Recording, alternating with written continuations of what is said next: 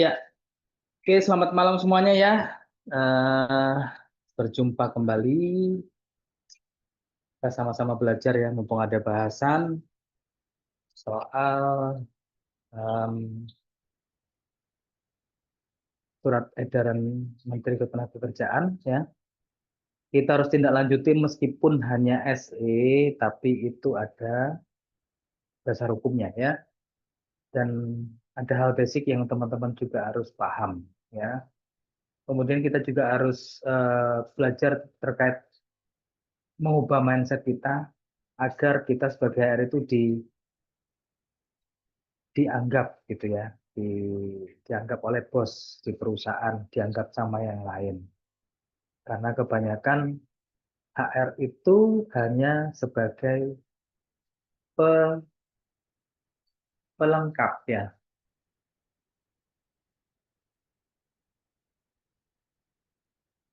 kebanyakan seperti itu ya. Oke, kita akan lanjut ya. Sebenarnya slotnya untuk 300 orang, tapi yang join masih 20-an. It's okay, nggak masalah ya. Nah, ya malam ini jadi kita ada dua pokok bahasan ya. Semoga teman-teman bisa mengikuti, mencerna semuanya dengan baik karena ternyata slide-nya lumayan ya, 50 ternyata ya. Oke, ya perkenalkan untuk yang belum kenal, untuk yang baru join ya. Ini profil saya, nama saya Ferry Reynold Alexander, pengalaman lebih dari 20 tahun ya. Saat ini sebagai trainer, konsultan, asesor kompetensi BNSP, asesor kompetensi sudah 10 tahun ya. Kemudian founder dan chairman HPP Indonesia ya. Ini nomor kontak saya. Kalau misalnya teman-teman ada kebutuhan. Nah, kali aja ada butuh perbaikan di perusahaan. Perusahaan lagi sepi Pak Ferry ya, mumpung lagi sepi. Ya, kalau lagi rame, project nggak bisa jalan. Karena apa ya? Semuanya sibuk sendiri-sendiri. Ya, mumpung sepi, trainingnya masih jalan. Ya, perbaikan-perbaikan di HR masih jalan. Ya, jadi jangan nunggu rame. Kalau rame nanti pasti nggak bisa jalan. Ya, itu saran saya. Jadi teman-teman yang mau perbaikan struktur organisasi dari struktur organisasi yang konvensional ya, direktur CEO terus kemudian di bawahnya manajer. Nah, itu yang konvensional sebenarnya ya. Nah, bisa diubah yang lebih baik gitu ya. Bahkan sekarang itu ada perusahaan yang tanpa struktur organisasi ya, namanya holokrasi, bukan bukan kreasi gila ya. Nah, nanti next kita akan bahas ya tentang organisasi tanpa struktur organisasi ya, nantikan aja ya. Kemudian teman-teman yang butuh untuk dilakukan evaluasi jabatan dan penyusunan struktur skala upah bisa kontak ya. Kemudian penyusunan sistem kompetensi, karena kalau misalnya kita mau jalan semuanya di perusahaan, maka job desk itu harus benar, bukan berupa daftar tugas ya. Lalu kemudian eh, harus disusun talent base atau kompetensi base. Oh, kok ada dua Pak Ferry? Yes ya. Nanti kita akan bahas. Nanti kaitannya talent base itu sama training talent acquisition. Kemudian bagaimana menyusun performance appraisal, sistem penggajian bonus karyawan, ya penyusunan peraturan perusahaan eh, atau perjanjian kerja bersama. Kalau ada yang butuh draftnya, silakan bisa kontak saya. Saya pastikan nggak gratis, ya. Saya pastikan sekali lagi nggak gratis, harus berbayar. Karena kalau gratisan ya dapatnya ya yang browsing di Google aja yang gratis ya. Karena semuanya disusun dengan baik. Semuanya ada dasar hukum dan pastinya kuat ya acuan hukumnya. PKWT, PKWTT ya, terus kemudian pelatihan-pelatihan hard skill, soft skill ya, teman-teman bisa kontak ya. Oke, saya punya banyak, ada 3 slide ya, masing-masing empat lowongan kerja. Teman-teman, teman-teman lihat di sini ya, Ini member of Sido Muncul Group, bukan perusahaan kecil. Ya, saya pastikan kalau yang namanya Sido Muncul itu perusahaan besar karena saya dulu juga pernah main di studio Backbeat kalau nggak salah ya di Jakarta punyanya Sido Muncul ya, studio rekamannya artis-artis. Saya pernah main di sana. Nah, teman-teman lihat di sini analis research and development usia maksimal 27 tahun.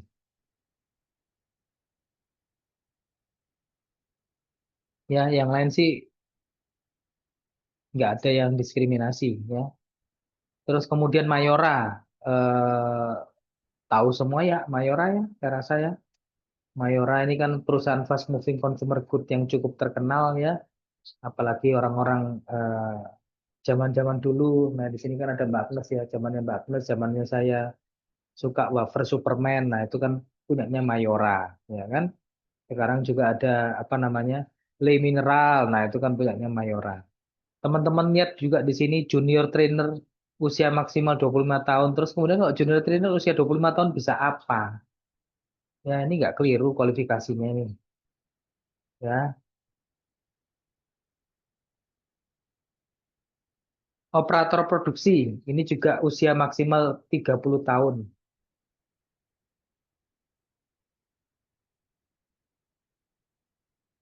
Operator produksi punya kemampuan analisa yang tinggi dan kemampuan improvement Kaizen. Waduh, hebat ini anunya nih spesifikasinya ya.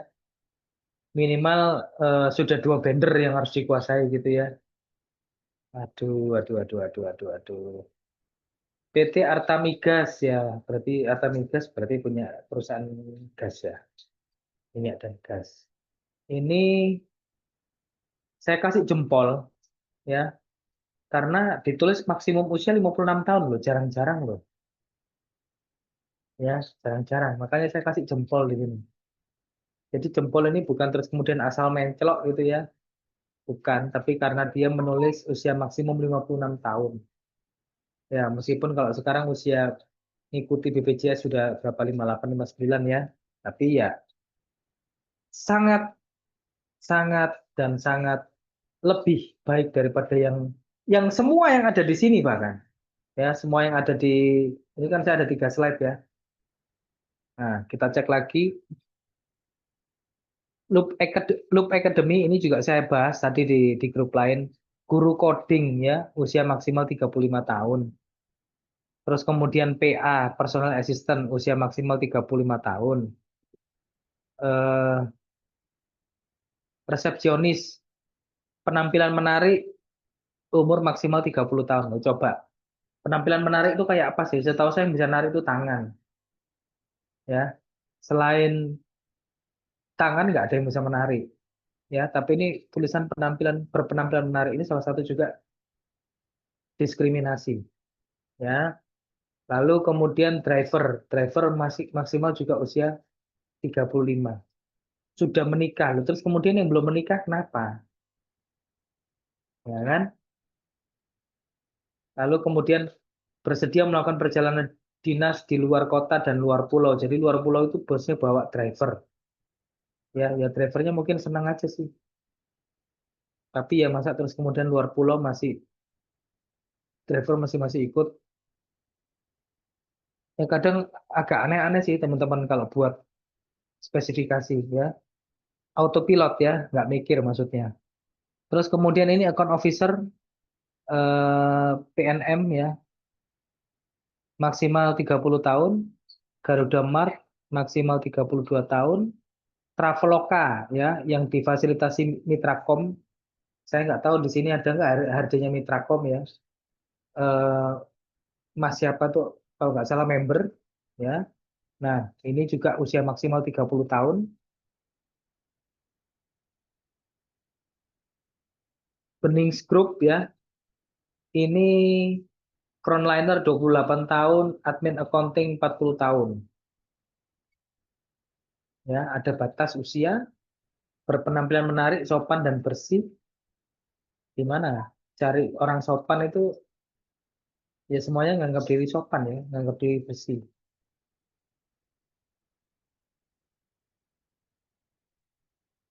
Oke, ya. Jadi ya inilah ya banyak teman-teman yang buat spesifikasi agak membingungkan. Nah, menindaklanjuti ada surat edaran Menteri Ketenagakerjaan nomor M6 HK 04 2025. Yes, ini cuma surat edaran. Surat edaran itu ibaratnya ya sekedar pengumuman. Jangan dong, ya sifatnya hanya himbauan. Ya, larangan diskriminasi dalam proses rekrutmen tenaga kerja. Persyaratan usia dalam proses rekrutmen tenaga kerja hanya dapat dilakukan jika ada kepentingan khusus dengan ketentuan sebagai berikut. Untuk pekerjaan atau jabatan yang memiliki sifat atau karakteristik yang secara nyata mempengaruhi kemampuan seseorang dalam melaksanakan pekerjaan. Dan atau tidak boleh berdampak pada hilangnya atau berkurangnya kesempatan dalam memperoleh pekerjaan.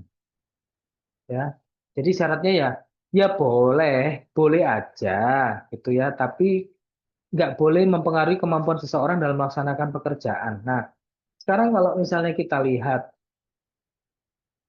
kita kembali ke yang besarnya aja lah ya, talisman. Talisman ini ada Mbak, siapa namanya? Ini asuransi ya, talisman ini kalau nggak salah.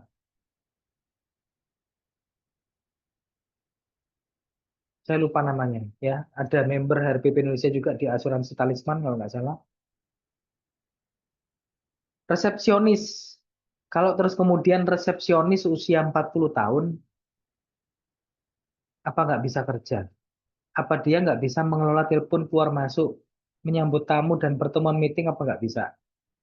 Ya, mengelola semua dokumen apa nggak bisa kalau usianya 40 tahun? Mengatur pemesanan ruang meeting, kendaraan kantor, laporan laporan kas kecil, ya, membantu administrasi administrasi lainnya dan koordinasi dalam pengaturan schedule office apa nggak bisa? Nah, ini pertanyaan saya. Kenapa terus kemudian harus maksimal 30 tahun? Ada yang bisa angkat tangan, bisa menjawab, maksud saya bisa angkat tangan, ya. Yang lain mungkin driver. Apa yang usia 40 tahun nggak bisa nyopir gitu ya, kakinya pendek gitu ya. Jadi kalau misalnya usia 35 ke 40 berarti kakinya tambah lama tambah nyusut gitu ya. Jadi nggak nyampe apa namanya ngegas sama ngerem nggak sampai gitu ya. Atau mungkin kehilangan kemampuan. Ada yang bisa kasih tanggapan mungkin? Kenapa terus kemudian di sini semua lowongan ya mencantumkan usia maksimal? Ya, saya rasa teman-teman di sini semuanya jamak melakukan. Nah, mungkin ada yang bisa kasih jawaban. Kenapa terus kemudian di lowongan Anda pun ditulis usia maksimal? Silakan. Kalau ada yang mau ngomong, boleh angkat tangan ya. Bukan angkat kaki ya, angkat tangan ya. Silakan. Saya Pak Ferry, di perusahaan saya juga pasang ya. Maksimal misalnya 35 tahun. Nah, kenapa? Tujuannya apa? Saya ingin tahu gitu loh. Kenapa teman-teman terus kemudian mencantumkan batas usia maksimal, sedangkan itu nggak berhubungan dengan kompetensi sebenarnya. Silakan. Ada yang bisa kasih tanggapan? Kalau nggak dipasang batas usia, nanti terus kemudian bisa kecelakaan kerja, Pak Ferry. Nah itu loh. Itu kan reasoningnya masuk akal, ya. Reasoningnya masuk akal kalau kayak gitu. Tapi kok terus kemudian jawabannya adalah pesanan dari top manajemen, dari user. Nah itu kan nggak masuk. Harus ada reasoning yang memang berkaitan dengan kemampuan jabatan tersebut untuk berkinerja sebenarnya yang harus dicantumkan di dalam job spec ya, job requirement. Silakan, ada yang mau kasih jawaban mungkin? Mbak Eri, Mas Waluyo, Mas siapa ini? Vivo 1901, Mbak Rahma, Mbak Agnes mungkin, Mas Chandra, Mbak Linda, Mas Yogi, silakan. Mas Zainuddin, Mas Arya, Mas Bambang, Mas Jimli, ada yang bisa kasih tanggapan? Boleh raise hand biar saya nyalakan mic-nya. Mbak Felicia, silakan. Ada yang bisa kasih tanggapan? Kenapa terus kemudian harus dipasang usia maksimal? Nggak salah loh ya, usia maksimal itu nggak salah. Hanya harus ada reasoningnya.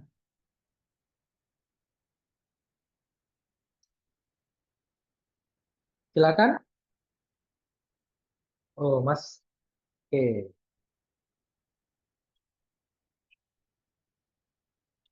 Oke, silakan, Mas Abdul Qolik. Iya. Terima kasih Pak Ferry. Selamat malam semuanya. Izin menjawab, ini mewakili, tapi di perusahaan saya tidak saya cantumkan sih kalau untuk maksimal, karena ini nanti bisa disortir di ketika rekrutmen, gitu. Ketika kita sortir lamaran itu bisa kita sortir. Ini teknik aja sih. Tapi mungkin ini teman-teman yang mencantumkan mungkin tidak ingin banyak mensortir gitu Pak ya. Dan mungkin karena kebijakannya ingin jangka panjang diprogres untuk oh ini akan jangka panjang gitu. Karyawan ini akan jangka panjang, jadi dicantumkan usia minimal. Mungkin itu ya Pak ya. Itu hanya kemungkinan seperti itu aja Pak. Terima kasih. Jangka panjang dalam arti gimana, Mas? Mungkin pengembangan karir atau develop gitu Pak. Pengembangan karir. Ya, kalau ada karirnya. Kan nggak semua perusahaan, tapi coba dilihat. Rata-rata semua iklan lowongan kerja semuanya ada batas usia maksimum. Kebanyakan maksimal di 35. Ya kan? Yang lain mungkin ada yang mau ini jawab? Oke, monggo Mas Ain, silakan. Mic-nya sudah dinyalakan. Monggo bisa dinyalakan mic-nya.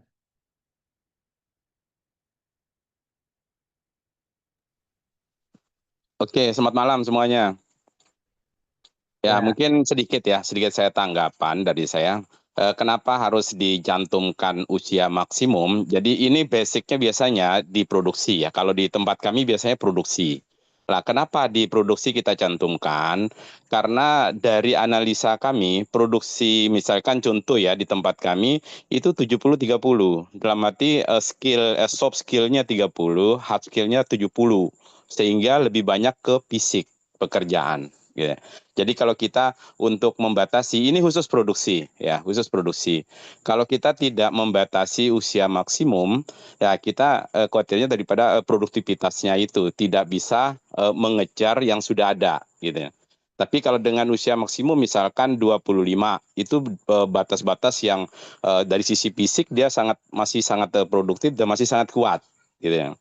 Paling enggak nanti kita bisa pakai sampai usia 40 dan seterusnya. Sehingga di PKB pun kita cantumkan bahwa di usia 45 boleh untuk melakukan pensiun dini misalkan begitu. Karena untuk di produksi biasanya kan butuh banyak fisik ya dibandingkan soft skill-nya. Kira-kira itu sih dari saya. ya. Tadi kalau disebutkan 40, berarti kemudian dibatasi 45, berarti 40 masih bisa kan? Sebagai batas kan? Ya, nggak harus 25. Nah, itu maksud saya. Ya, gitu ya Mas, Mas Yonatan ya. Oke, lanjut. Silakan Mas Waluyo. Oke, selamat malam. Terima kasih Pak Ferry. Ya, Jadi menanggapi mengenai resepsionis, Pak. Kenapa sih di hotel ya lebih sering usia untuk resepsionis itu maksimal 30? Pertama, yang kami lihat adalah bahwa usia 30 dari hotel itu yang dicari adalah seperti tadi penampilan menarik. Sebenarnya bukan penampilan menarik, itu kan normatif. Tiap orang akan berbeda, tapi yang pasti ada good looking. dengan usia yang mereka masih Good looking itu muda, penampilan menarik sama Mas. Itu ya, cuma beda bahasa Mas. ya, ya seperti itulah. Beda bahasa. Satu Eh, bahasa Inggris, satu bahasa Indonesia. ya, sama aja. Heeh. Kenapa sih usia dibuat maksimal 30? Kalau yang di kami ini bahwa dengan usia seperti itu mereka masih produktif. Mereka ada jenjang karir kalau kita di hotel. Karena dari resepsionis nanti dia naik ke JRO, kemudian dia naik. Nah, dengan usia maksimal 30 ini, kalau kita kasih usia di atas 30, dia untuk jenjang karir yang lainnya akan susah. Seperti itu sih. Jadi memang maksimal kalau dari bawah seperti waiter waitress. Kenapa sih usianya maksimal? Karena mereka untuk naik ke jenjang kayak kapten dan lain sebagainya itu usia-usia mereka yang memang sudah punya ilmu dan mereka sudah siap tampil. Seperti itu sih Pak. Oke, terima Ya, kasih. padahal kalau misalnya usianya lebih dari itu, tapi dia sudah punya pengalaman, kenapa enggak? Eh, Kalau untuk usia yang sudah punya pengalaman, levelnya bukan di sini lagi, bukan di resepsionis atau waiter waitress, Loh enggak, tapi dia maksudnya sudah naik maksudnya ke dia paling enggak sudah punya pengalaman 1 tahun, tapi misalnya usianya 31 misalnya. biasanya sih nggak kita ambil tetap. Loh, makanya kan sekarang pertanyaan saya semuanya kalau kita rekrutmen kan seharusnya kan berbasis kompetensi. Ya. Nah, makanya maksud saya misalnya Mas Waluyo batasi 30-30. Sedangkan ada yang usia 31 tapi dia sudah kompeten sekian tahun jadi resepsionis.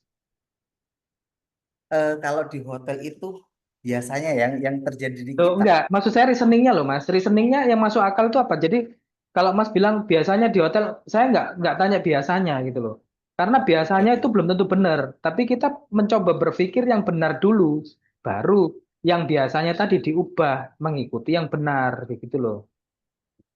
Oke, baik. Jadi dengan usia kita ngelihat usia sih, Pak. Kalau di hotel itu penampilan itu kan paling utama. Dengan usia yang kita punya punya batas maksimal, kalau bahasa kita sebutkan. Jadi dengan jabatan tersebut, batas usia maksimalnya sekian. Pama resepsionis seperti 30 tahun. Kemudian di atasnya lagi itu ada CRO itu antara 28 sampai 32. Itu ada batasan memang. Loh lah Karena iya makanya batasannya itu parameternya karena apa? Contoh misalnya tadi Mas Zainuddin bilang karena kekuatan fisik itu masih masuk akal. hmm, Nah, kalau cuman masalah cantik kan zaman sekarang dipermak pakai makeup bisa. Lagian, loh ya, iya, lagian contoh misalnya, teman-teman lihat saya itu waktu waktu dulu saya masih kecil ya, sudah kelas 5 SD, itu dipikir orang masih kelas 1 SD loh. Karena apa? Memang baby face. Sampai sekarang pun banyak yang masih berpikir usia saya masih lebih muda daripada, ya lihat wajah ya, wajah saya itu masih lebih ngenomi gitu loh. Nah, itu gimana gitu loh. Jadi parameternya kita nggak bisa ngomong masalah kebiasaan, karena apa? Kebiasaan itu cenderung salah. Semuanya harus ada basis yang kuat. Contoh fisik tadi itu masih masuk akal. Orang butuh angkat-angkat di produksi. Karena kalau misalnya usianya misalnya sudah 45 tahun nanti khawatir nggak kuat ngangkat dan sebagainya, ya itu masih masih bisa dipertimbangkan, masih masuk akal.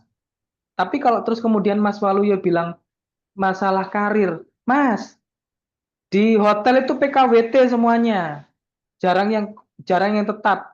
Kalau masalah karir mana bisa kita ngomong PKWT, Mas? Ini loh kebanyakan di hotel tuh banyak yang salah, implementasi salah, ya. Ada teman saya tempo hari saya ketemu ya di sebuah hotel besar aja di Surabaya. Dia jabatannya HRD, ya HRD manager.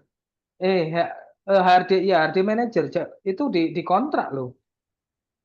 Terus mau ngomong apa sekarang Mas Waluyo? Resepsionis ya semuanya dikontrak. Nanti terus kemudian pindah jabatan ya kontrak. Padahal kan nggak boleh seperti itu. Ngomong karir nggak bisa. Namanya PKWT itu bukan untuk terus kemudian dikembangkan.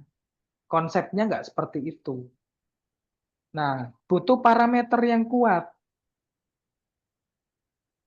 Kalau sekedar cantik, ya cantik zaman sekarang di make up masih bisa. Butuh penampilan fresh, ya pokoknya duitnya cukup ya wajahnya pasti fresh. Kalau gajinya nggak nyukupi di bawah UMK ya mau fresh gimana? Orang mau senyum ya senyumnya kecut pastinya. Ya, jadi ayo gitu loh. Kita berpikir, kita nggak cuma terus kemudian buat spesifikasi asal. Maksudnya Kemenaker itu seperti itu dengan pembatasan usia. Ya, gitu ya Mas Waluyo ya. Nah, jadi saran saya diperbaiki kalau misalnya Mas kerja di hotel. Nah, mindsetnya mesti dibenerin. Jadi kita membuat yang namanya iklan, membuat spesifikasi jabatan nggak semuanya terus kemudian asal-asalan. Ya, reasoningnya itu ada. Apalagi kalau misalnya bisa kita tunjukkan dengan dasar aturan. Ya, nah, kita tarik dulu ya. Kita akan bahas sampai ke sana. Diskriminasi itu apa sih? Diskriminasi adalah perlakuan tidak adil atau berbeda terhadap sekelompok orang yang tidak didasarkan pada kemampuan atau kompetensi atau kecakapan ya, atau perilaku individu, tetapi berdasarkan karakteristik pribadi tertentu. Misalnya jenis kelamin. Teman-teman jadi nggak boleh ya namanya buat iklan, terus kemudian sedangkan lowongan contoh misalnya HR manager. Ya HR manager kalau misalnya di perusahaan umum ya bisa cowok bisa cewek lah. Ya kan? Jangan terus kemudian karena Pak Bos pinginnya cewek terus kemudian ditulis perempuan. Ya, sebaiknya nggak ditulis. Ya, atau tulis pria wanita nanti sortir offline. Ya, berpenampilan menarik. Penampilan menarik itu semuanya relatif. Teman-teman mungkin lihat orang ya, cewek, cowok misalnya ini ya, teman-teman yang cowok. Lihat cewek hitam banget gitu ya. Tapi terus kemudian ada orang datang nyusul dia. Ternyata bule. Bulenya sukanya yang eksotik, kulit-kulit hitam gitu ya. Nah, coba bagi orang bule itu menarik.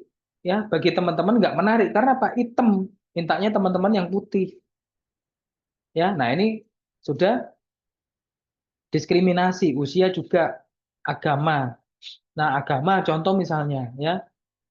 Saya pernah lihat iklan lowongan kerja sebuah sekolah ya, sekolah Islam. Terus kemudian ditulis wajib bisa baca Al-Qur'an lah ya. Masuk terus kemudian nggak pernah ikut ngaji. Ya, ini kan hal yang aneh. Yang seperti itu nggak perlu ditulis sebenarnya.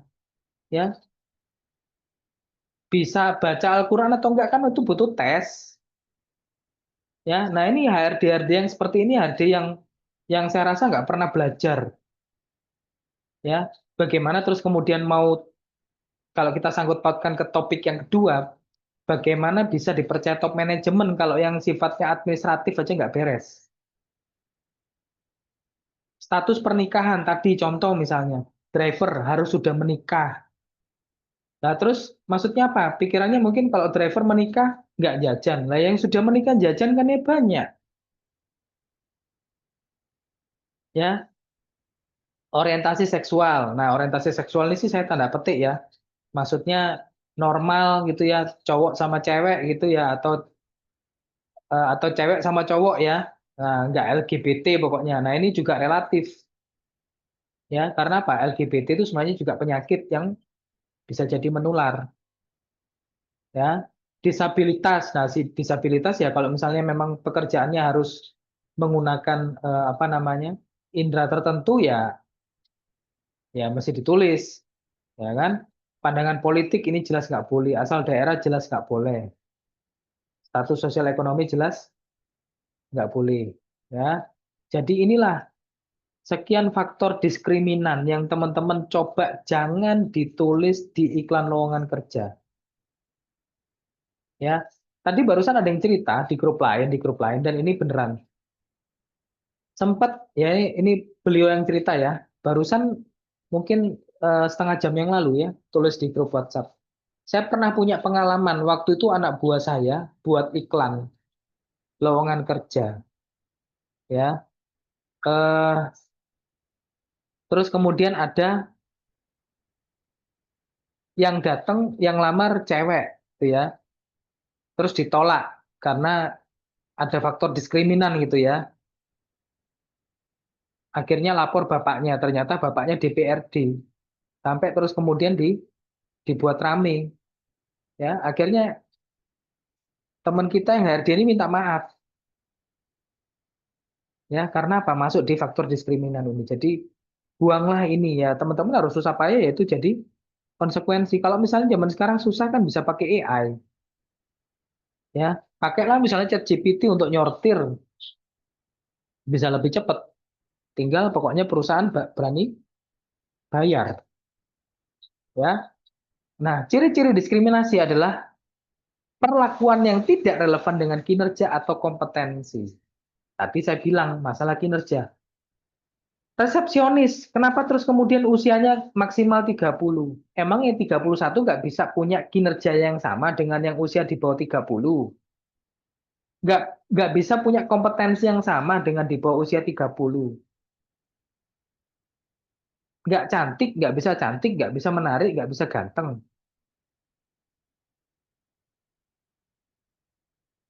Ya, kan enggak. Nah, jadi kalau mencantumkan yang seperti itu dan tidak relevan dengan kinerja dan kompetensi, itulah sudah masuk yang namanya diskriminasi. Teman-teman nggak boleh masukkan itu di dalam spesifikasi pekerjaan. Dan teman-teman harus memberikan awareness sebenarnya ke user. Kenapa? Yang rugi Anda sendiri loh. Ya, usia Anda itu tambah tahun tambah, bukan berkurang, bukan malah jadi muda. Semuanya orang malah menua. Kalau terus kemudian semuanya dibatasi sampai usia 35 tahun, mau jadi apa Indonesia? Coba kita sama-sama mikir. Ya, nanti lama-lama dicari hire manager usia maksimal 35 tahun. Semua usia 35 tahun, Anda usia 36. Terus mau Gojek gitu ya. Padahal kompeten. Kan nggak mungkin. Nah, ya, jadi berpikirlah. Kenakanlah itu, padankanlah itu ke diri Anda sendiri. Karena apa? Semua yang di sini saya yakin nggak ada yang usianya berkurang. Ya, usianya akan bertambah. Ya. Dan diskriminasi ini sifatnya pasti merugikan. Menghalangi akses ke pekerjaan, promosi, pelatihan, gaji, dan sebagainya. Ya, bisa dilakukan secara langsung atau tidak langsung. Jadi saran saya diperbaiki, mindsetnya dibenerin dulu di perusahaan. Ya, kasih awareness. Bahwasannya kita cari orang yang kompeten, orang yang bisa kerja. Ya, nah, apakah mencantumkan batas usia merupakan diskriminasi? Ya, jelas. Pemerintah itu sudah mengatur batas usia minimal 18 tahun. Tapi teman-teman masih bisa menambah kalau batas usia minimal. Ya, contoh misalnya HR manager, masa terus kemudian HR manager usia 18 tahun kan nggak masuk akal. Ya, HR manager minimal punya masa kerja 5 tahun di bidang HR. Nah, kalau terus kemudian lulus lulus kuliah, sekarang minimal S1 misalnya ya, S1 misalnya 22 misalnya, ya berarti HR manager minimal 27 tahun tuh minimal. Batas maksimalnya jangan diatur. Ya, nah batas usia sebenarnya mengacu pada usia pensiun. Ya memang nggak bisa terus kemudian usia pensiun pas. Ya saran saya ya kasih sekitar mungkin 5 tahun. Ya maksimal lah. Contoh misalnya di PP, di PKB diatur usia pensiun 56 ya berarti 51. Atau 50 lah masih boleh, masih it's okay. Tapi kalau terus kemudian 35 jaraknya terlalu jauh. Ya, nah ini yang nggak masuk akal. Nah teman-teman harus berpikir sebagai seorang HR itu terus bukan asal pesenan. Jangan. Kita harus berani berani apa namanya? Berani debat ya. Coba tanyakan ke yang bersangkutan ke user. Anda juga nanti suatu saat jadi tua. Kalau terus kemudian dipasang batas seperti ini dan semua perusahaan Indonesia dipasang batas usia maksimum, suatu saat Anda nganggur loh.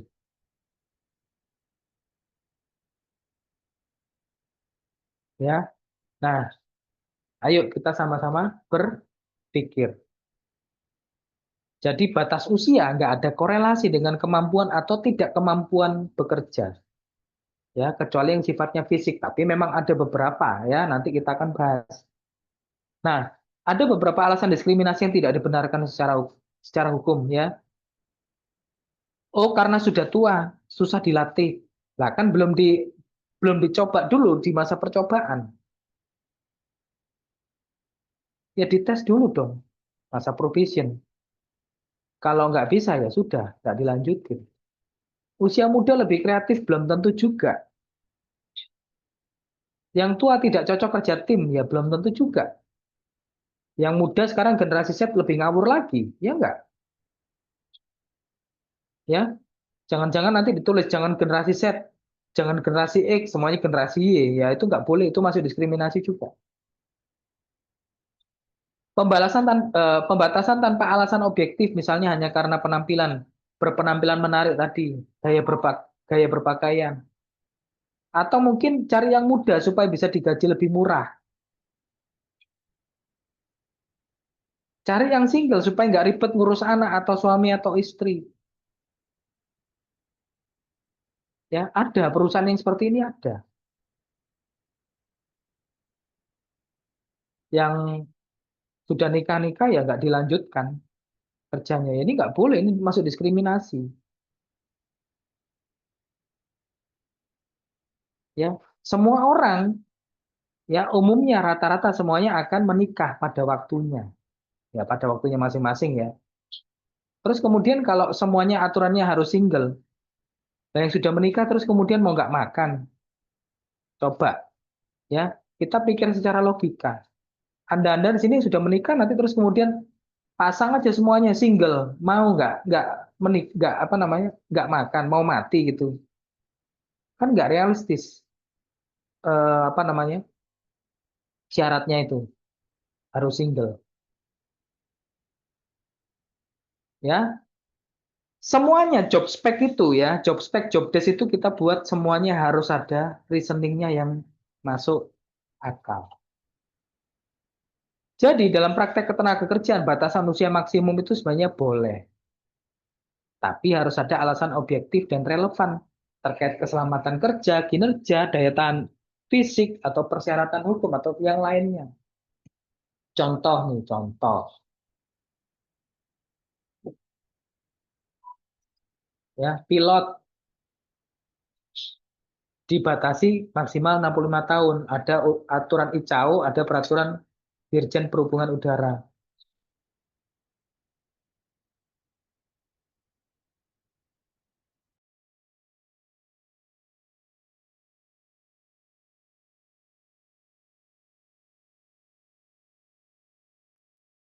Ya, kemudian masinis dibatasi. Memang nggak diatur secara eksplisit, tapi ini terkait karena faktor keselamatan, reaksi cepat, konsentrasi tinggi. Khawatir kalau usianya tua, konsentrasinya kurang. Ya, anggota TNI Polri diatur di Undang-Undang TNI. Ya, usia pensiunnya beda. Petugas pemadam kebakaran, ini karena beban fisik dan ekstrim. Ya, kalau usianya sudah tua, mau naik-naik ya, pemadam kebakaran ya susah. Ya, masih masuk akal kan? Operator alat berat mungkin karena faktor K3. Jadi teman-teman harus atur ini. Apa dasarnya mengenakan batas usia? Pramugari, pramugara ya diatur 45 sampai 50. Ya, faktor shift panjang, buat ini kalau 45 sampai 50 kesulitan mungkin ada kondisi darurat atau mungkin faktor fisik. Foto model. Ya, kalau foto model pasti mintanya yang muda. Nah, ini memang sudah hukumnya ya dibatasi. Batasi. Karena memang nggak mungkin namanya foto model itu cari yang tua. Karena memang sudah nature-nya seperti itu. Nah, itu yang boleh. Ya. Nah, kalau terus kemudian contoh tadi di hotel, terus kemudian kalau misalnya masih usia 38, masih kelihatan cantik, masih layak lah, 38-40 aja masih layak. Ya, asal secara fisik nggak gembrot gitu ya. Badannya masih proporsional, masih oke gitu loh. Ya, jadi bukan fisik, bukan apa namanya, usia. Atlet, ya Messi aja masih usia berapa sekarang tuh? Udah usia 40-an, tapi masih masih kuat lari.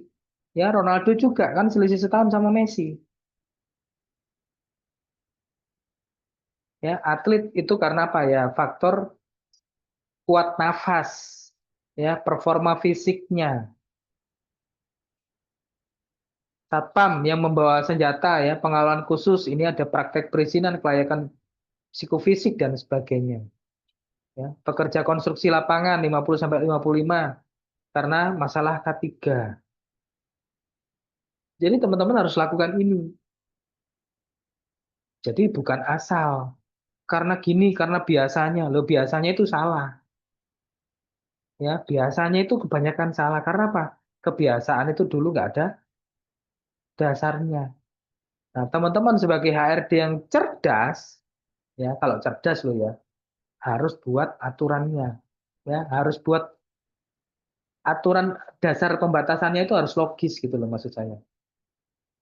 Cari aturannya yang ada. Ya, oke. Nah, kalau teman-teman masih menyertakan yang namanya diskriminasi, melanggar apa enggak sih? Ya pasti melanggar. Loh ini kan SE Pak Ferry loh, SE, tapi SE-nya ada di Undang-Undang 13 2003 pasal 5 dan 6. Ya, teman-teman boleh buka. Nanti sebentar lagi ini di sini ada. Kemudian ada melanggar Undang-Undang HAM, Undang-Undang 45 pasal 28D. Ya, nah kita ke Undang-Undang 13 2003 pasal 5 dan 6. Setiap tenaga kerja memiliki kesempatan yang sama tanpa diskriminasi untuk memperoleh pekerjaan. Ya. Nah ini, setiap tenaga kerja mempunyai hak dan kesempatan yang sama untuk memperoleh pekerjaan dan penghidupan yang layak tanpa membedakan jenis kelamin, suku, ras, agama, dan aliran politik sesuai dengan minat kemampuan tenaga kerja yang bersangkutan termasuk perlakuan yang sama terhadap penyandang cacat. Memang usia nggak masuk, tapi usia itu bisa jadi faktor diskriminasi juga. Meskipun tidak diatur, tapi kalau membatasi, ya masuk di sini. Ya. Pasal 6. Setiap pekerja buruh berhak memperoleh perlakuan yang sama tanpa diskriminasi dari pengusaha. Ya, jadi jelas di sini. Pengusaha harus memberikan hak dan kewajiban pekerja buruh tanpa membedakan jenis kelamin, suku, ras, agama, warna kulit, dan aliran politik. Ya, pasal 5 dan pasal 6 ini sudah sangat jelas sekali. Tidak boleh melakukan diskriminasi. Ya, oke. Nah, ya.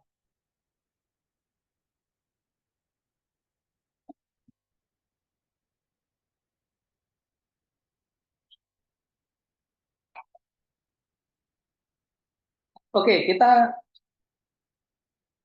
ke ya setelah ini kita bahas ini ya. Oke, kalau mau tanya boleh Mas Feli, silakan. Silakan bisa dinyalakan mic-nya.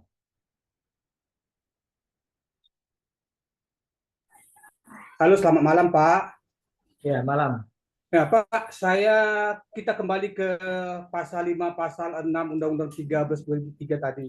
Kita kan banyak melihat bahwasanya di iklan lowongan kerja itu ada pembatasan mengenai bahasa, baik itu bahasa daerah atau bahasa nasional atau bahasa internasional lah. Apakah itu masuk dalam hal diskriminasi? Contoh, Pak, contoh di tempat saya tuh di Medan tuh banyak sekali kita tuh dibatasin oleh salah satu syaratnya memiliki kemampuan berbahasa Hokkien gitu katanya. Kalau di Batam memiliki kemampuan berbahasa Teochew, atau kalau mungkin di Kerawang memiliki kemampuan berbahasa Mandarin atau bahasa Jepang katanya. Bukankah itu termasuk diskriminasi, Pak? Atau memiliki kemampuan berbahasa Inggris katanya. Bagaimana mereka nggak mampu berbahasa daerah tersebut, bahasa Hokkien, Teochew, atau bahasa Hakka, atau bahasa Mandarin, Jepang, Inggris. Apakah itu masuk dalam hal diskriminasi sesuai pasal 5, pasal 6 Undang-Undang 13 tadi, Pak. Demikian, Pak. Iya, kalau bahasa itu kan kewajiban kita itu kan bisa bahasa Indonesia, ya. Nah, kalau kewajiban bisa berbahasa yang lain itu kan berarti profisiensi. Itu masuk ke kompetensi sesuai dengan kebutuhan perusahaan. Jadi nggak ada masalah kalau masalah bahasa, ya, karena itu bisa masuk kompetensi. Bisa jadi contoh misalnya perusahaannya jabatan tersebut membantu TKA. Ada TKA misalnya Mandarin itu. Ya, ya memang harus ada yang bisa atau jadi Mandarin translator. Ya. Atau mungkin memang jabatannya mendampingi TKA. Ya, bosnya mungkin dari Cina kayak Mbak Agnes tuh. Apa dari bosnya dari Cina, ya harus ada yang bisa Mandarin. Ya, sampai Mbak Agnes hunting sampai ke Surabaya tuh. Cari berapa? 28 orang translator Mandarin. Ya, jadi kalau bahasa nggak jadi masalah, itu bukan diskriminasi, tapi itu kompetensi. Ya, itu ya, Lay Valley ya. Oke, ada yang mau tanya lagi? Silakan. Asal nggak bahasa bahasa daerah gitu, contoh misalnya, ya. Eh, dicari bisa berbahasa Batak gitu ya. Nah, itu ya, itu masuk diskriminasi. Toh bahasa nasional, bahasa Indonesia itu sudah umum. Ya, belum tentu juga semua orang Batak bisa, yang keturunan Batak bisa bahasa Batak. Ya, contohnya saya nggak bisa bahasa Batak. Saya nggak ada yang ngajarin. Ya, mama saya aja yang asli asli orang Batak aja ya nggak terlalu bisa bahasa Batak. Lahirnya padahal di Medan sana mama saya. Gimana tuh? Nah, itu masuk diskriminasi yang seperti itu. Ya, oke. Ada yang lain yang mau tanya? Silakan, bisa raise hand.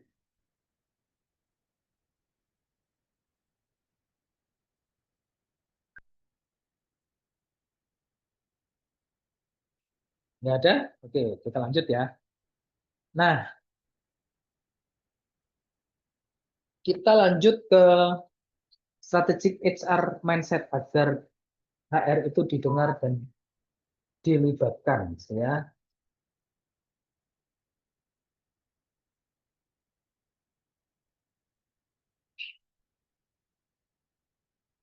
Ada yang mau tanya? Tuh, mau tanya dulu ya? Boleh. Mumpung belum dibahas ini ya. Siapa tadi mau tanya? Bisa raise hand?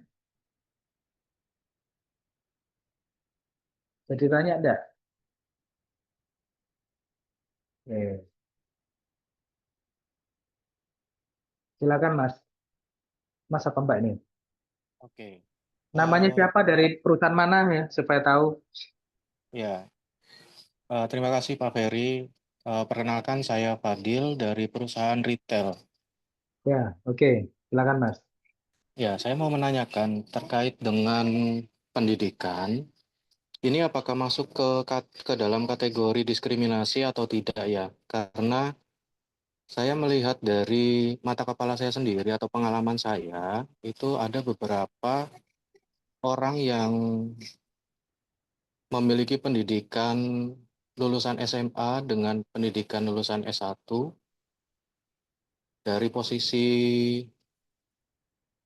misal sebagai leader itu nggak nggak menjamin bahwasannya S1 itu jauh lebih baik dalam hal kinerjanya karena em, ada beberapa perusahaan itu yang juga mencantumkan minimal pendidikan.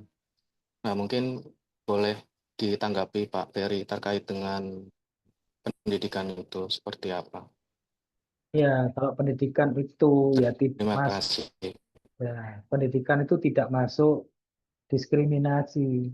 Ya, kenapa butuh pendidikan tinggi? Karena itu terkait sama cara berpikir. Ya, jadi boleh kalau masalah pendidikan. Contoh misalnya, cari hire manager minimal S3, ada yang salah? Enggak salah. nggak salah. Ya. Atau cari minimal S2, ya nggak salah. Boleh. Cari misalnya OB S2, salah? Nggak salah. Ya. Jadi kalau pendidikan nggak jadi masalah. Ya. Masalah pendidikan itu tidak berhubungan dengan kinerja, yaitu sudah umum.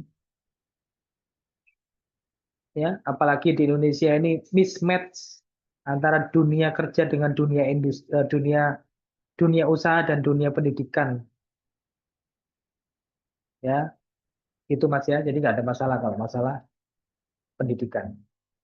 Oke, kita masuk ke strategi air mindset ya, agar bisa didengar dan dilibatkan oleh top management. Nah, teman-teman di Indonesia itu rata-rata masih HR yang konvensional atau tradisional. Tiap hari kerjanya ngurusi masalah gaji, masalah apa namanya absen itu ya, cuti karyawan ya nggak masuk, yang apa, yang ya macam-macam lah ya.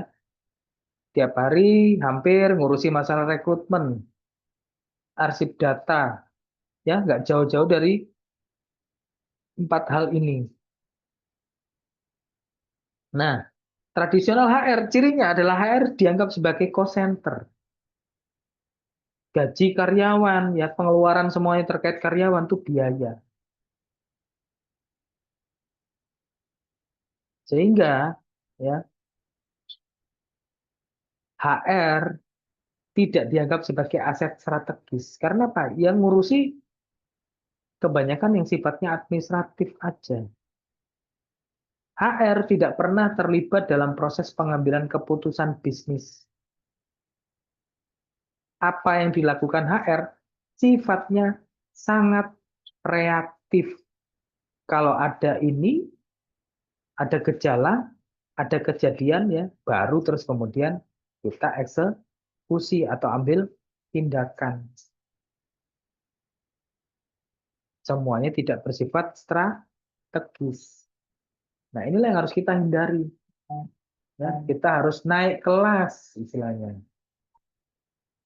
Nah, ada 4 level HR. Kebanyakan kita masih di level reaktif.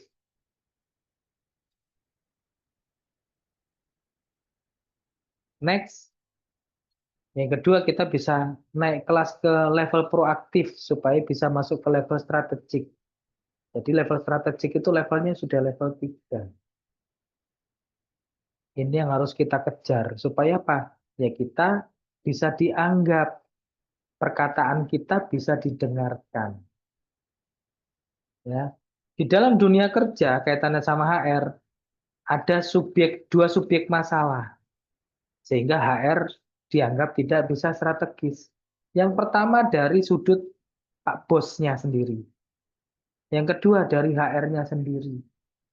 Dari sisi owner, nggak tahu kalau kerjanya HR itu strategis. Yang kedua, HR-nya tahu. Owner-nya tahu. Tapi ngelihat HR-nya nggak punya kemampuan, jadi ya dibiarin berkutat pada sifatnya operasional. Padahal ya Pak Bos itu pinginnya HR itu memberikan insight. Oh, karena seperti ini Pak, berdasarkan data, seharusnya kita melakukan ini. Tapi ternyata HR-nya nggak punya kemampuan. Datanya pun data mentah, sangat mentah. Sifatnya only report. Tidak ada apa misalnya pemaknaannya gitu ya. Kaitannya dengan strategis atau strategi perusahaan bagaimana, nggak ada. Cuman laporan. Laporan itu kebanyakan juga data mentah. Pengennya bos, pengennya top manajemen, HR itu menjadi mitra strategis. Bukan sekedar pelaksana, yes bos. Pengennya HR bisa membantu pencapaian target organisasi melalui pengelolaan SDM yang efektif. Tapi yang jadi masalah adalah SDM yang dikelola pun belum efektif. Ya, pengennya HR itu bisa menjadi penjaga budaya perusahaan dan pengelola perubahan atau change agent. Tapi HR-nya sendiri, ya, kalau disuruh buat perubahan, mengusulkan perubahan, bingung. Nah, inilah yang jadi masalah. Sampai-sampai Profesor Dave Ulrich, ya, mengatakan, if HR is not helping to solve business problems, then it is part of the problem. Jadi kalau misalnya HR nggak bisa membantu bisnis, maka HR sendiri itu bagian dari masalah. Bukan saya ngomong loh ya, ini Dave Ulrich loh yang ngomong. Nah, kalau teman-teman masih berkutat tradisional dan tidak solve the business problem di perusahaanmu, maka Anda adalah bagian dari masalah. Katanya Profesor Dave Ulrich. Saya cuma ngutip ya, saya bukan menghakimi Anda. Silakan kalau misalnya mau protes sama Profesor Dave Ulrich. Tapi sorry saya nggak bisa ngundang ya, bayarnya kemahalan. Nggak sanggup. Sebenarnya nggak sanggup ya teman-teman sih ya.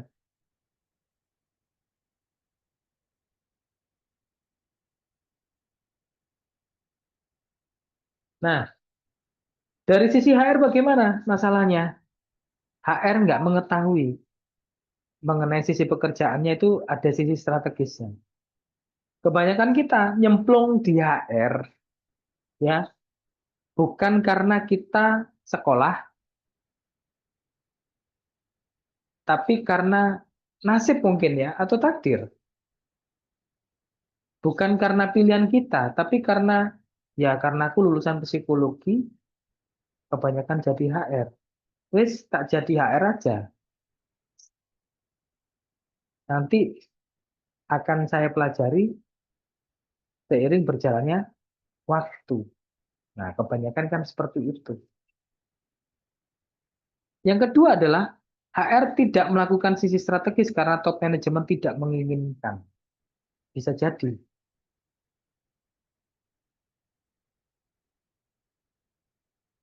Tapi bukan berarti karena HR-nya nggak kompeten loh ya.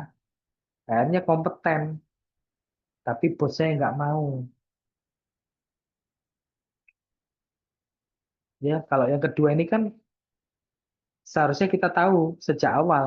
Waktu interview kan ditanyain Pak Bos itu pengennya HR seperti apa. Jadi ketika kita interview jangan terus kemudian gajinya berapa gitu ya. Eh, jam masuk jam pulang jam berapa, bonusnya berapa kali gaji. Jangan tanyakan itu. Tanyain kira-kira Pak Bos itu pengen kontribusi HR itu seperti apa sih, sejauh apa sih Pak? HR pengen terlibat dalam hal apa sih di perusahaan ini? Pengennya Bapak.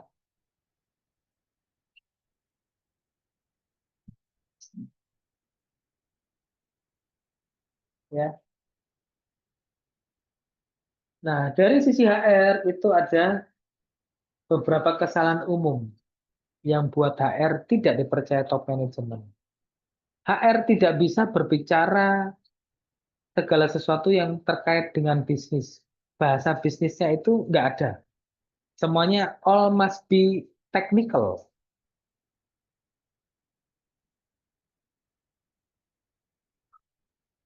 Yang kedua, kebanyakan HR menghindari angka dan data.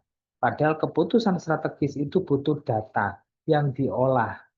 Isinya adalah angka-angka yang harus kita serve, kita berikan ke top manajemen untuk bisa eksekusi. Yang ketiga, HR itu terlalu reaktif, baru muncul saat masalah ada. Nggak bisa buat strategi. Nanti kemudian ketika ada masalah, bingung juga problem solvingnya bagaimana.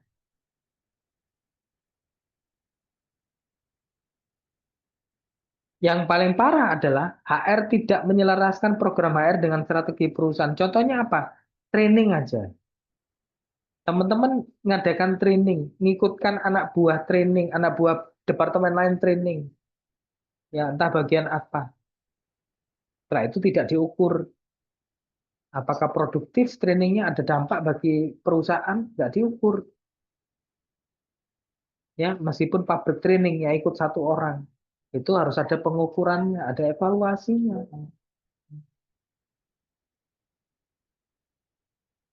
Bagaimana Pak cara evaluasinya? Ya, yuk belajar. Ya, ada kelasnya CTMP. Sama, saya dulu juga training CTMP loh, jangan dipikir nggak ikut training CTMP. Ya, Certified Training Manajemen Profesional ikut saya dulu. Nah, fakta pekerjaan HR saat ini, kerjaan teman-teman fokus pada tugas administratif. Absensi, payroll, surat menyurat, kemudian menunggu perintah dari manajemen. Nggak coba ngerjain yang sifatnya produktivitas, peningkatan ini, peningkatan itu. Ya, berpikirnya jangka pendek yang ada sekarang aja, bukan untuk peningkatan masa depan. Yang paling parah adalah tidak paham tujuan bisnis perusahaan. Ketika teman-teman ditanyain visi misi, pasti bulet. Jarang yang hafal. Panjang Pak visi misi perusahaan saya. Iya Pak, iya. Nggak usah ngomong, nggak usah nggak ngaku. Pasti teman-teman banyak yang nggak hafal visi misi perusahaan. Ya, oke. Nah, kita harus berubah dari HR yang tradisional menjadi HR yang modern, menjadi HR yang strategik. Ini bedanya HR yang tradisional dan HR yang strategik.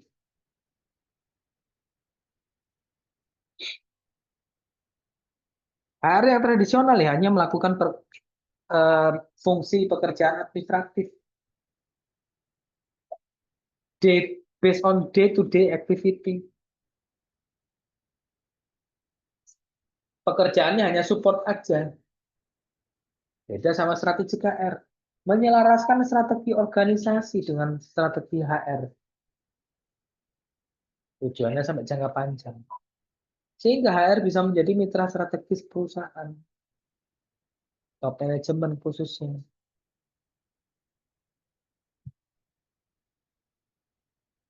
Nah, ini contoh ya. Perbedaan area rekrutmen. Kalau tradisional HR pokoknya isi cepat selesai. Kalau strategic HR concernnya ke talent acquisition. Strategi jangka panjang.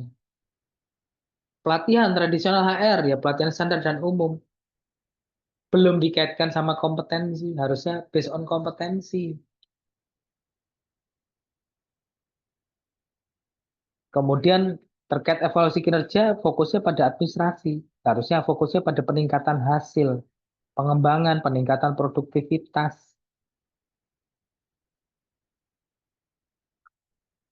Penyusunan struktur organisasi, tradisional HR tidak dilibatkan. Kalau strategi HR harus terlibat aktif dalam perubahan organisasi. Teknologi, kalau HR tradisional, manual atau sistem terbatas. Kalau strategi HR bisa sudah menggunakan sistem otomasi. Pakai AI mungkin. Ya, saya belum share tuh. Tadi sempat sengaja saya show sedikit ya materi tentang AI in HR. Jadi tadi bukan salah bukan salah buka tadi semuanya. Saya ingin ngiming teman-teman aja. Nanti ya kapan-kapan kita bahas ya. Eh Juni lah ya. Juni semoga kalau sempat nyusun materinya. HR yang strategis itu haruslah HR yang proaktif sehingga bisa menyelaraskan kebijakan HR dengan tujuan bisnis. Fokusnya pada people development, organizational performance. Cara berpikirnya jangka panjang dan berbasis data. Harus bisa menyediakan solusi berbasis insight, bukan asumsi. Kebanyakan teman-teman masih asumsi. Kalau seperti ini gimana? Ada dasar hukumnya enggak? Oh, kayaknya nggak ada, Pak. Padahal ada. Kemarin saya tanya tuh teman-teman dari BP Expert. Ya, ada nggak sih dasarnya, dasar hukumnya peraturan perundangan minimal berapa persen untuk biaya pelatihan dalam 1 tahun? Setahu saya nggak ada aturannya Pak Ferry. Loh, padahal aturannya itu dari tahun 2000 berapa tuh? 2004 kalau nggak salah. Aturannya sudah dari tahun 2004. Sekarang 2025. Ya, 21 tahun loh. Saya nggak tahu itu udah ada yang jadi HR manajer sekian tahun ya nggak tahu aturannya. Keterlaluan atau enggak menurut teman-teman.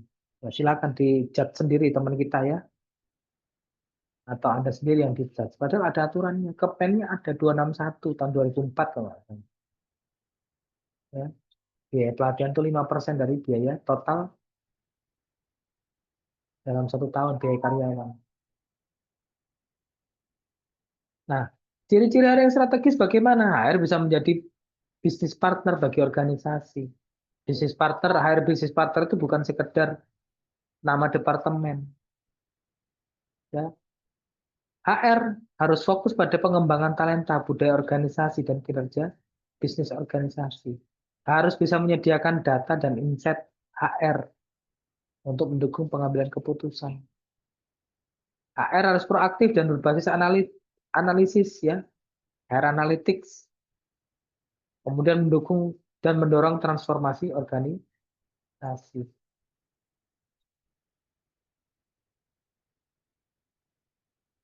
Nah, HR harus beralih dari tradisional menjadi strategik HR.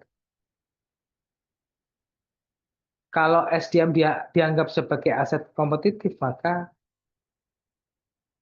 perusahaan harus punya talenta yang unggul, yang sulit ditiru.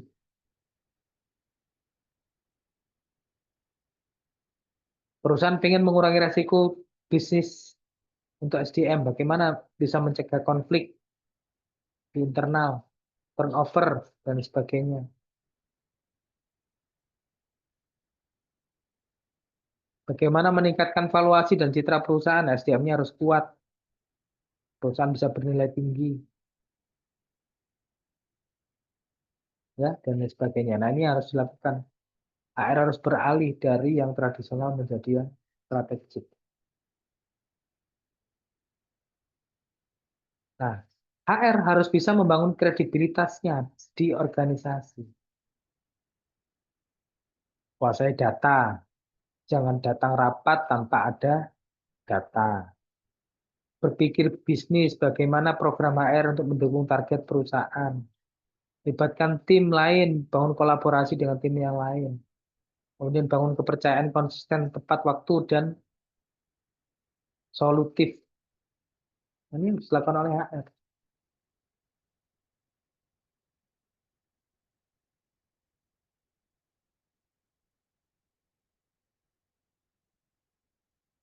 Nah, bagaimana strategi membangun kepercayaan top manajemen? Yang pertama adalah pahami bisnis secara mendalam. Teman-teman harus paham sekarang di perusahaan apa, input, output prosesnya di dalam itu bagaimana.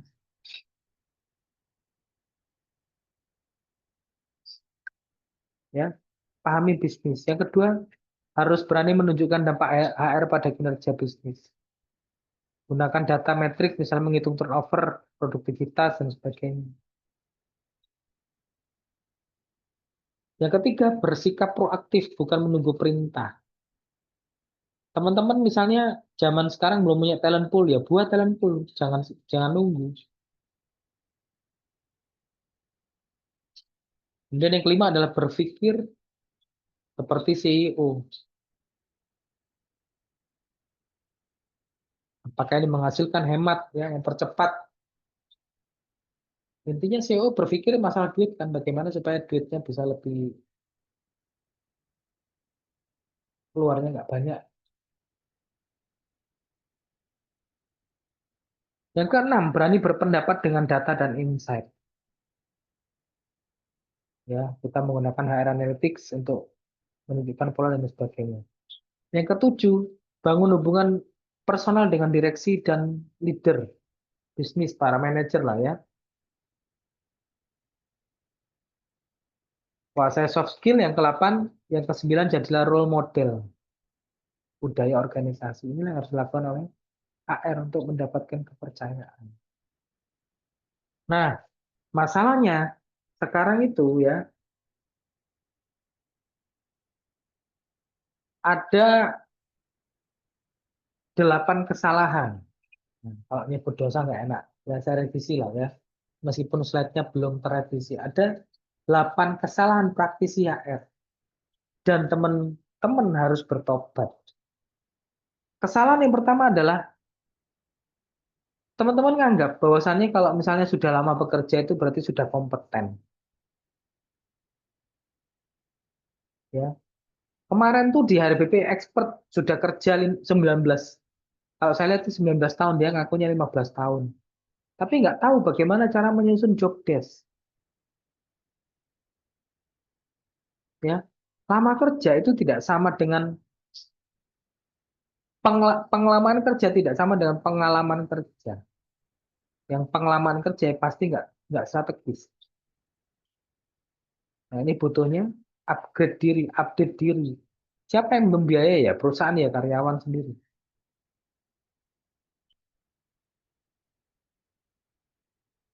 Ya. Jadi yang pertama adalah merasa lama bekerja sama dengan kompeten. Yang kedua, tidak paham bisnis perusahaan sendiri. Nggak tahu model bisnis, nggak tahu operasionalnya bagaimana. Ya pokoknya utek-utek ngurusin HR aja. Caranya gimana ya? Pelajari proses bisnis. Ikuti, minta ikut rapat lintas divisi, pahami target perusahaan dan sebagainya. Ya harus minta nih. Ya, jadi HR harus tahu model bisnis, margin keuntungan, cara ngitungnya gimana, tantangan pasar bagaimana.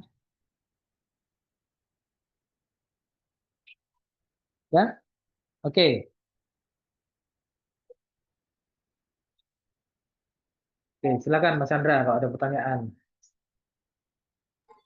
Ya, selamat malam Pak Ferry. Ya, malam. Suara saya kedengaran nih? Nah, silakan lanjut Halo? Mas. Ya, nah ini yang kadang suka menjadi dilema Pak Ferry. Izin. Jadi seperti yang tadi Pak Ferry sampaikan ini, jujur ini cukup matang ya buat sangat benar itu real yang ada di lapangan. Nah, yang sering jadi permasalahan seperti itu, Pak Ferry. Ketika kita memang sudah mengeluarkan setiap ilmu yang ada, misalkan tadi Pak Ferry bilang sampaikan HR itu harus memahami tentang bisnis dan lain-lain. Sedangkan ada sisi dari manajemen dia nggak mau kalau ada manajer itu cuma ngurusin karyawan doang nih, cuma ngurusin agensi dan lain-lain, payroll. Ngapain ngurusin misalkan KPI produksi, KPI marketing dan lain-lain. Sedangkan dari direksi sendiri itu menuntut juga HR ya seperti Pak Fidu harus mengerti tentang bisnisnya, tentang produksi seperti ini, harus paham bagaimana sehingga mengetahui langkah-langkah karyawan itu untuk menjadi lebih baik. Nah, hanya kadang kami ini suka dibentukkan yang mungkin Pak Fidu juga sudah paham, suka dibentukkan oleh orang-orang manajemen atau manajer-manajer yang di luar seorang HRD manager gitu. Nah, ini yang menjadi benturan, sedangkan langkah-langkahnya nih, langkah-langkah tepatnya yang menurut Pak Ferry bagaimana Pak? Karena kadang saya sendiri nih kadang suka menyampaikan kepada direksi. Akhirnya saya langsung minta kalau bisa surat kuasa khusus lah gitu bahwa kalian manajer baik produksi, PPSI, QC dan lainnya gitu, apapun yang menjadi keputusan HR itu menjadi keputusan direksi seperti itu Pak. Karena jujur terbentur misalkan gini, kita mengadakan training untuk karyawan itu ditutup sama pimpinan atau perusahaan. Nah, yang menjadi benturan juga karena manajer produksi atau bagian produksi ini kita target nih, nggak bisa nih karyawan ini nggak, artinya ngaturnya program HR yang tadinya training sudah kita bikin praktikal segala macam bentok lagi. Nah, itu yang sering terjadi Pak Ferry. Mohon pencerahannya, terima kasih Pak. Ya.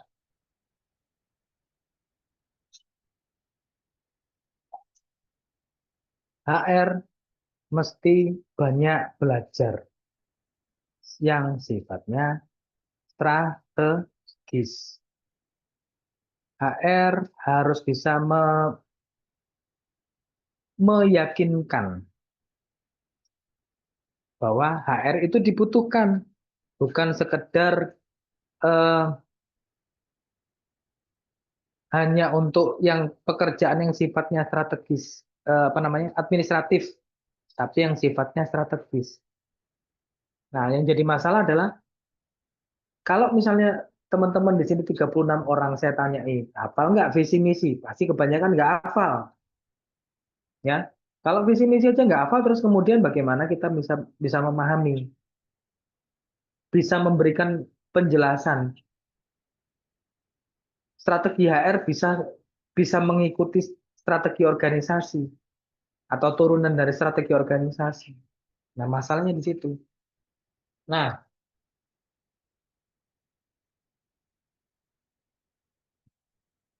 kalau saya tanya sama teman-teman, atau mungkin ada yang bisa jawab, goal perusahaan apa sih? Kira-kira goal perusahaan Anda itu apa sih? Ada yang bisa jawab? Coba satu atau dua orang bisa resen? Atau mungkin saya tunjuk ya. Saya tunjuk aja deh.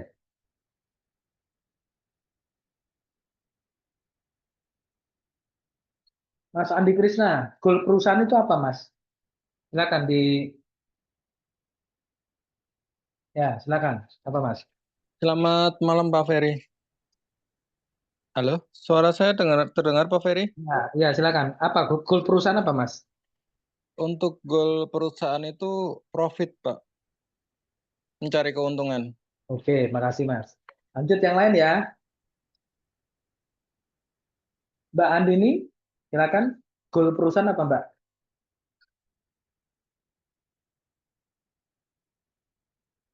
Silakan, bisa nyalakan mic-nya, Mbak. Goal perusahaan. Oh, lagi nggak mantau. Oke.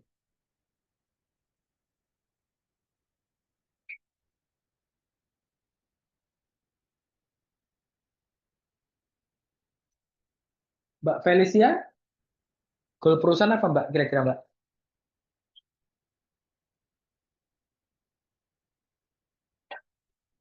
Waduh, banyak nggak mantau nih. Oke, apa, Mbak? Kira-kira, Mbak? Goal perusahaan. Hampir sama sih sama Bapak saya tadi yang jawab ya. Profit sih, lebih ke profit. Profit. Menekan cost perusahaan. Sama apa? Menekan cost perusahaan, biaya. Oke, ya. Bapak jelas, tapi oke lah ya. Profit dan apa tadi ya. Oke, ya. Nah, teman-teman kebanyakan hanya ngomongnya profit. Padahal profit itu sebagian dari yang namanya tujuan perusahaan. Tujuan perusahaan itu competitive advantage loh.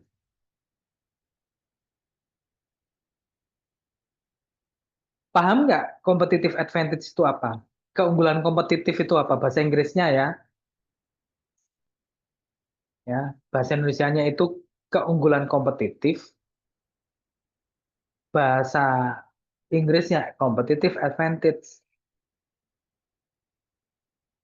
Nah, kita harus jelasin dari sini dulu kalau sama bos itu.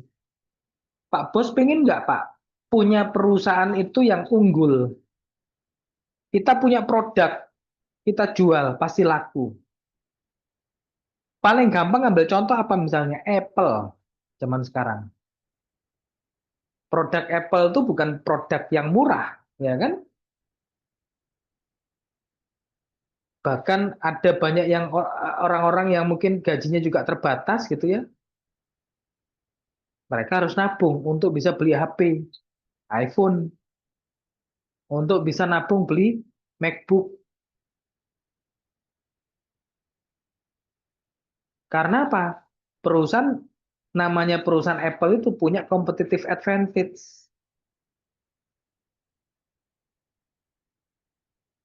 Dianggap produk Apple itu produk yang high class. Itu sudah masuk competitive advantage. Kalau misalnya produk perusahaan kita itu dianggap, brand kita dianggap bagus oleh konsumen, kita lempar apapun pasti laku. perusahaan akan bisa menjadi pemimpin pasar dalam industri.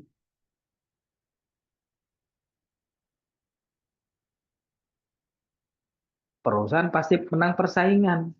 Perusahaan nggak akan tutup kalau selama seterusnya masih menjadi perusahaan yang punya keunggulan kompetitif. Bagaimana caranya supaya perusahaan itu bisa unggul secara kompetitif? Saya kasih tahu teman-teman ya, ini materi training ini. Saya share ke teman-teman. Ya, dan nyusun ini juga nggak mudah loh. Harus ada kerangka berpikirnya. Perusahaan yang kompetitif, dia nggak khawatir bisnisnya pasti akan bertumbuh. Tempo hari saya entah baca lihat di TikTok atau di Facebook atau di mana gitu ya. Mark Zuckerberg itu ngomong Apple ini sebenarnya sudah mati. Kenapa? Setelah zamannya eh, Steve Jobs, Apple tidak melakukan perubahan yang signifikan pada iPhone. Berbeda dengan Samsung.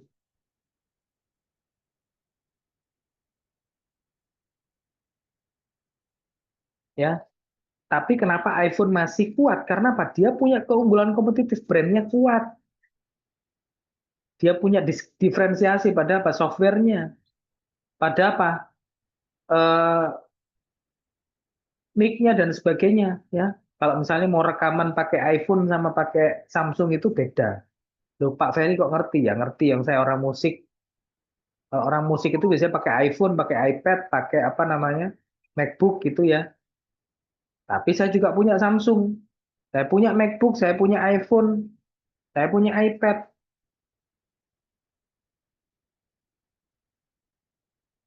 Ya. Kalau sebuah perusahaan itu sudah punya keunggulan kompetitif, mau ekspansi pasar itu lebih mudah. Mau coba mempengaruhi pelanggan baru atau pelanggan lama dari punyanya Android akan lebih mudah. Nah, semuanya diawali dari mana? Dari customer satisfaction. Customer satisfaction, kalau customernya puas, ya maka bisa repeat order. Baru profit. Ya. Kalau perusahaan profit terus ya, labanya meningkat secara konsisten, biayanya menurun, ya bisnisnya bisa growth. Kalau ini terus-terusan, maka bisa punya keunggulan kompetitif. Jadi bukan sekedar profit yang dicari. Teman-teman mikirnya profit aja, selesai. Ya, pikiran HR kalau sependek itu, ya kapan terus kemudian kita dihargai?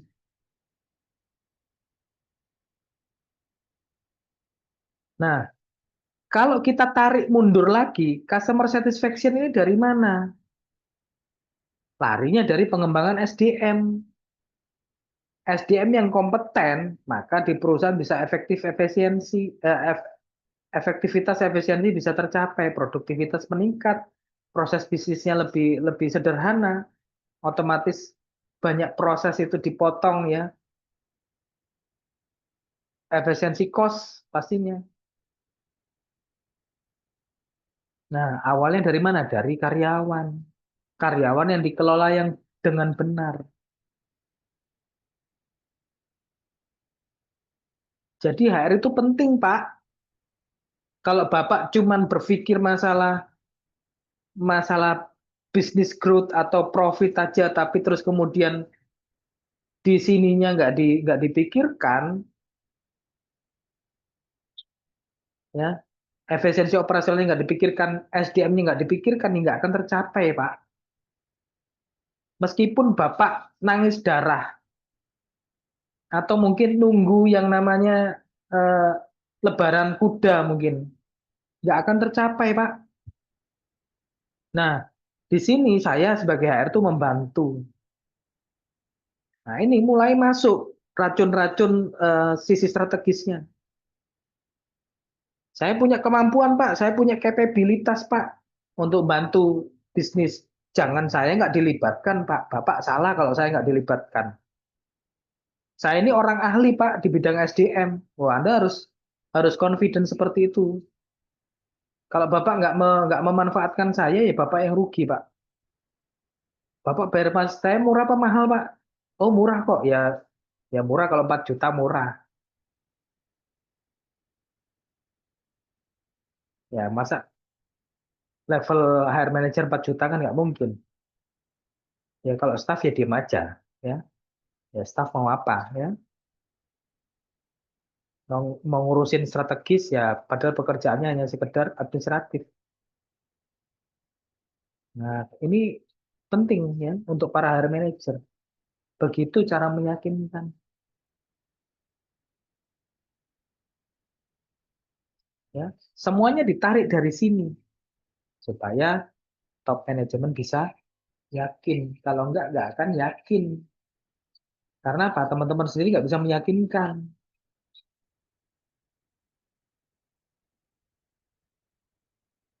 Loh, Pak Ferry bisa membuat apa namanya slide-nya seperti ini loh ya. Semuanya itu ini bukan karena baca loh ya, tapi semuanya dari logika cara berpikir kita, dari kompetensi kita.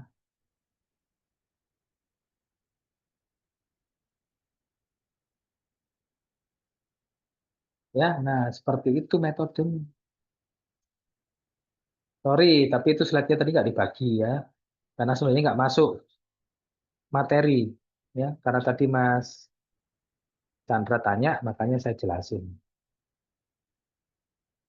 Nah, tapi teman-teman mesti bereskan dulu dosa-dosa ini. Ya, kebanyakan over PD. Nah, kebanyakan HR terjebak di zona nyaman operasional. Ya udahlah, kita ngurusin yang sifatnya rutin aja. Nggak mau, terus kemudian move on ke yang sifatnya strategis. Ya, mungkin sekali dua kali Pak Bos sudah kita yakinkan nggak yakin gitu ya. Ya, tapi Anda harus menunjukkan, harus Anda, misalnya Pak Bos pun diem, ya Anda buat program-program HR. Nah, saya tanyain teman-teman buat program HR aja bingung kok. Isinya program HR seperti apa Pak Ferry? Di tempat saya nggak ada namanya program HR. Di tempat saya nggak ada pelatihan, Pak Ferry. Lah, gimana?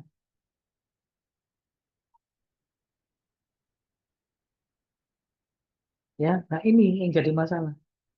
Dosa yang keempat atau kesalahan keempat, kurang antusias dalam belajar dan enggan berinvestasi diri pada diri sendiri. Ini loh sudah saya buka hari ini, malam ini. Ya, ini kapasitasnya Zoom-nya bisa sampai 300 orang. Yang join nggak sampai 50. Coba. Kemarin ada member baru, ya. Semoga nggak ada. Tapi misalnya ada di sini pun ya silakan tersinggung. Bagi saya nggak jadi masalah. Pak Ferry ada nggak training grupnya buat training certified? Oh ada, saya kasih CRM, saya kasih CRP, saya kasih sertifikasi HR Manager BNSP. Ada nggak yang gratis Pak Ferry? Tepok jidat saya saudara. Minta certified terus kemudian gratis. How come? Saya bilang, ada yang gratis kayak gitu. Ya ada mas, tapi itu programnya pemerintah.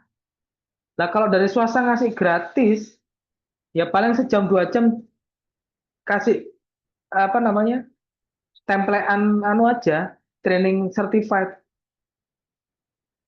Tapi terus kemudian kompetensinya nggak dapat. Lah minta terus kemudian gratis itu gimana caranya? Nah, malu kalau minta terus kemudian training gratis certified. Harusnya malu, sadar diri. Nah, teman-teman nggak pernah belajar serius. Ini masalahnya. Pengen gaji tinggi, karir karir melesat, tapi terus kemudian trainingnya kurang. Ya, jujur saya cerita dikit. Saya itu jadi HR itu sudah terlambat sebenarnya. Karena apa? Saya kerja base operasional, saya bukan awalnya kan bukan lulusan hukum juga.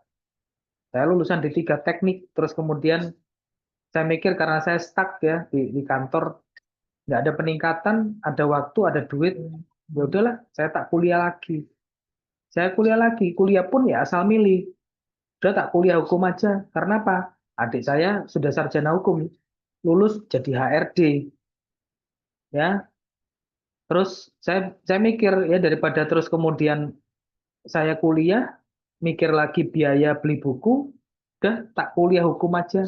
Lagian ada teman satu band saya yang kuliah hukum juga. Berapa SPP-nya? Sekian, ya wis terjangkau lah sama uang gaji saya. Ya sudah, saya kuliah. Lulus kuliah, saya mikir mau kerja apa. Pas adik saya mau keluar. Ya saya ngomong, saya gantiin aja deh. Boleh sama bosnya. Ya sudah saya gantiin. Ya, tapi dari situ terus kemudian saya lihat di PC-nya adik saya kok banyak PC kantor ya.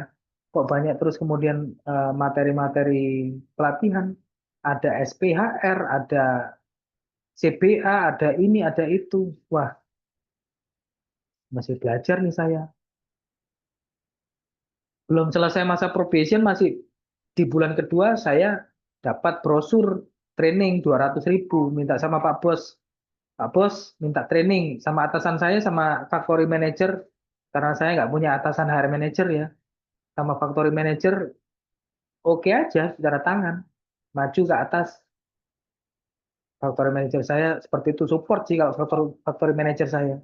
Ya, apapun yang saya lakukan support, selama selama saya jadi HR support sekali. Ya, GM saya nggak tanda tangan. Ya, kamu masih masa probation, nah orang Mandarin ya, ngomongnya campur-campur dia, bahasa Inggris, bahasa Indonesia, orang Taiwan. Nanti kalau sudah lulus masa probation saya minta training, langsung kelas certified. Nggak lulus karena apa? Ya belum, baru bulan keempat ya, sudah langsung training certified ya. Tapi kan saya dapat ilmunya, nggak jadi masalah. Nggak harus certified juga. Tahu sekarang ya sudah paham setelah sekian tahun. Ilmunya dipahami. Ya. Setelah itu ya ikut training certified, bayar sendiri. CHRP. Saya ikut CHRP itu pas nganggur, nggak punya kerjaan. Jobless, pinjem duit saudara. Ya, kalau teman-teman sekarang lagi jobless terus kemudian ikut training certified, nah sama kita. Ya, bukannya nggak punya duit, duit ada, tapi saya harus sisihkan untuk bayar cicilan rumah waktu itu.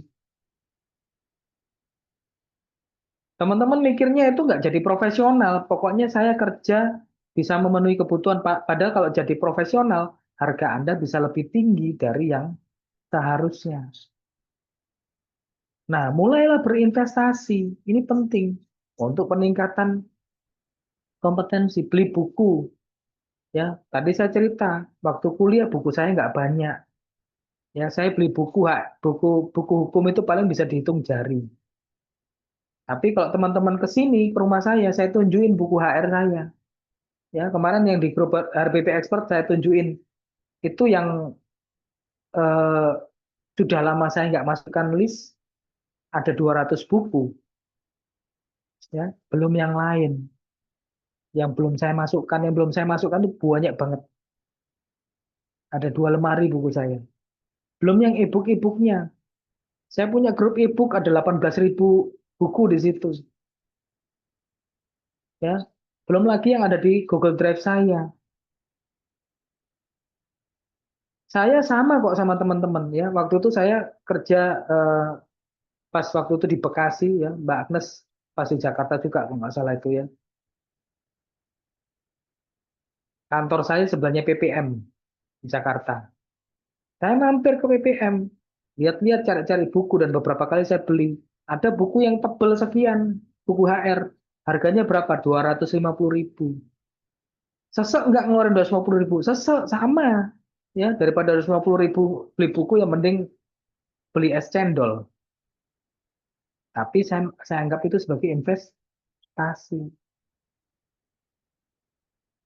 Ya, yang seperti ini aja diadakan gratis, teman-teman sudah pakai gratis e-certificate aja udah e-certificate ya, ya jarang yang ikut. Tapi gitu terus minta materi, mau paham materi bagaimana caranya? Ya penjelasannya nggak ikut. Ya oke lah, untuk ini saya kasih rekamannya gratis.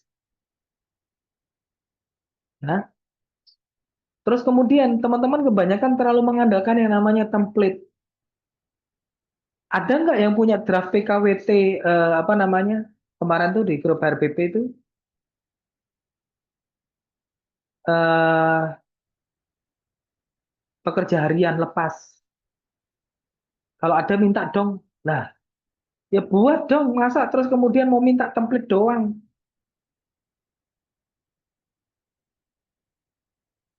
Ya. Dan kebanyakan dapat template terus kemudian di copy paste. Nggak dimodifikasi. Nggak disesuaikan dengan kebutuhan bisnis. Nah, ini yang jadi masalah. Loh, Pak Ferry juga jualan template. Loh iya, saya jualan. Tapi bukan terus kemudian Anda, saya nggak pernah suruh teman-teman copy paste loh ya. Nggak pernah. Ya, karena saya kalau misalnya buat template itu pasti saya konsep. Materi-materi training atau template-template yang saya buat itu semuanya saya konsep. Nggak ada yang copy paste. Nah, ini dosa HR nih. Yang keenam, tidak membangun kredibilitas ke top manajemen.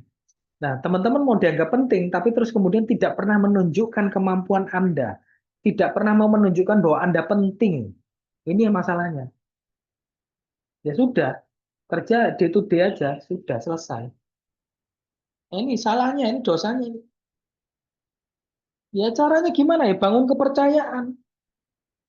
Top manajemen nggak support kita ya. Kita buat, yang penting itu baik, ada tujuannya. Kita bisa presentasikan kalau top manajemen, kamu ngerjain apa nih? Ini Pak, ini tujuannya begini, begini, begini, ini sudah saya lakukan, ini dampaknya, ada dampak positifnya. Pasti diem. Tapi teman-teman lebih suka gabut. Ya udah biarlah seperti ini.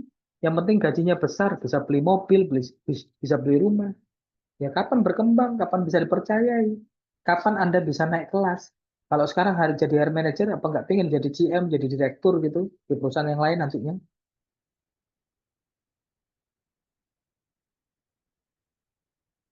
Ya, bangun kepercayaan dari kerja nyata.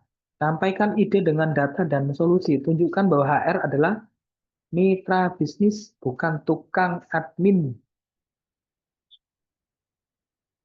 Ini poin pentingnya. Ketujuh, merasa punya sertifikat sama dengan sudah ahli. Ini keliru mindsetnya. Saya sudah punya sertifikasi BNSP. Saya harus diakui. Saya ini orang pinter, saya kompeten. Kompeten apanya punya sertifikat BNSP itu? Saya sudah 10 tahun jadi asesor kompetensi. Ya, kemarin ada di grup RBP Expert tuh. Sudah GM, punya sertifikat HR Manager, punya sertifikat eh, GM BNSP. Saya akses ini, coba saya akses. Saya tunjukkan kalau Anda nggak benar-benar kompeten. Tapi nggak usah saya tunjukkan kayak gitu. Di grup aja saya tanyain, bener nggak ini job desk? Bisa nggak ada nyusun job desk? Ada yang tanya kayak gitu. Ternyata juga si GM juga jawabnya juga ngawur. Itu ngomongnya 15 tahun di dunia HR. Jadi trainer, sudah punya sertifikat HR manager, sudah punya sertifikat GM BNSP. Bullshit semuanya. Kalau nyusun job desk saja nggak bisa, masih salah. Daftar tugas dibilang job desk. Banyak tuh teman-teman di RPP Expert yang saya marahin. Tuh Mas Kolek tuh jadi salah satu anunya, saksinya. Ya, meskipun dikeluarkan ya Mas. Sertifikasi itu adalah titik awal Anda untuk tahu dasarnya dan Anda menggali lebih dalam, bukanlah akhir. Ya, sertifikasi itu adalah batu pijakan, bukan mahkota. Bukan terus kemudian harus dianggap Anda sudah segalanya, bukan. Gunakan sertifikat untuk membuka akses ke pengetahuan yang lebih dalam, untuk membangun rekam jejak yang nyata.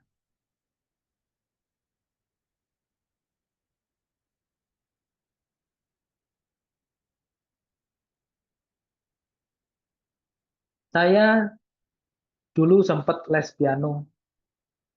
Ya, guru saya sih sekarang masih hidup ya. Suaminya yang meninggal, suaminya juga jadi guru saya, sempat saya les beberapa bulan les biola, tapi di guru saya yang cewek saya les piano gitu ya. Nah,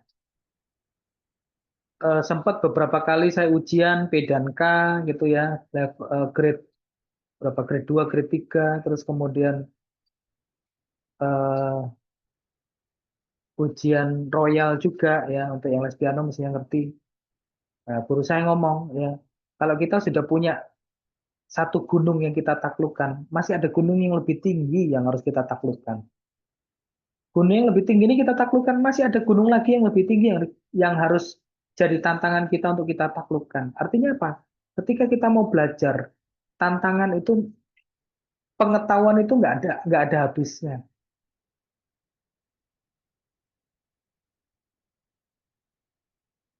Ya, sertifikasi itu bukan akhir, sertifikasi itu awal.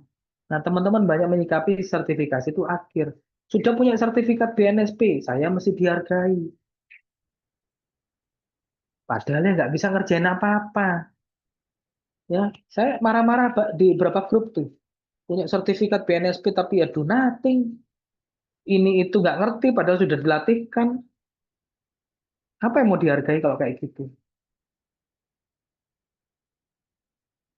Ya, nah dosa selanjutnya adalah teman-teman tidak berbicara dengan data insight.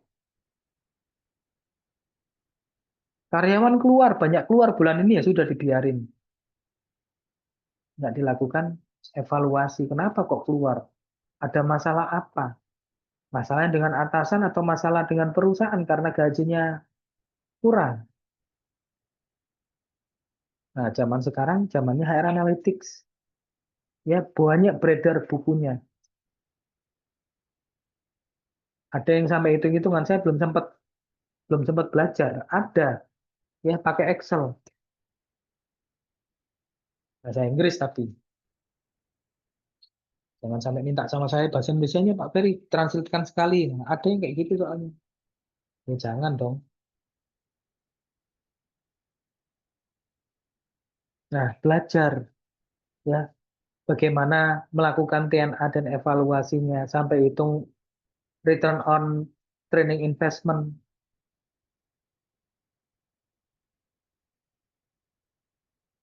Ada karyawan resign, ngitung apa namanya terkait rekrutmen, kenapa banyak yang gagal dan sebagainya. Nah itu yang harus kita lakukan.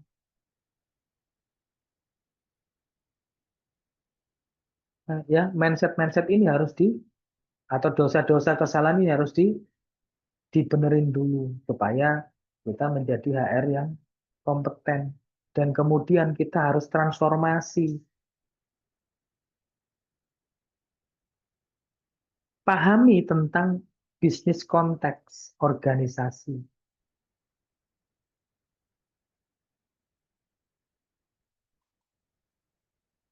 Pahami terkait output dan outcome perusahaan yang harus ditingkatkan.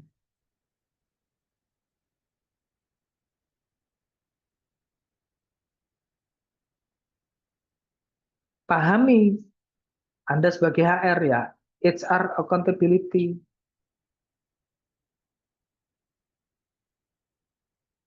Tanggung jawab Anda apa terhadap organisasi?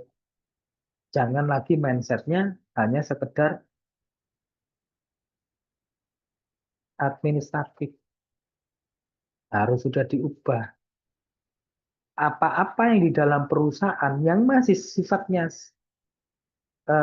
administratif, lakukanlah redesign. Sesuaikan dengan kebutuhan perusahaan. Termasuk juga kompetensi anak buah Anda harus ditingkatkan.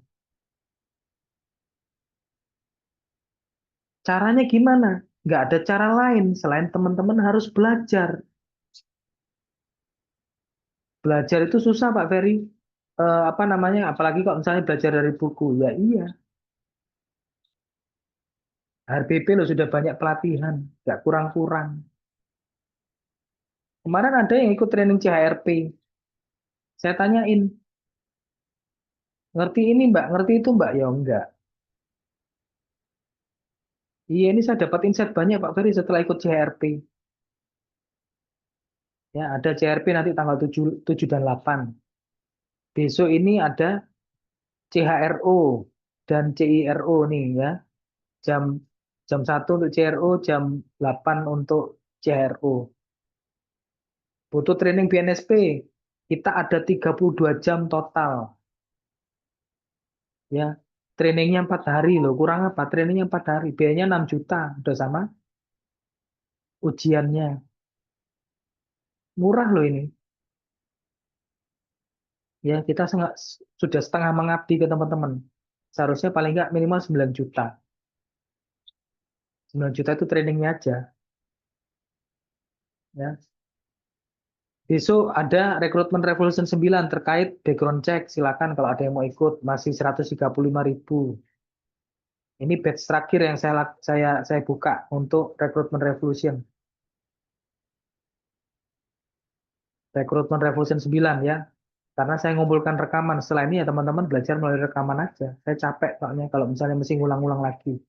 Saya mau lanjut rekrutmen Revolution 11, 12, 13, terus kemudian kemarin sudah janji sama teman-teman GTHR.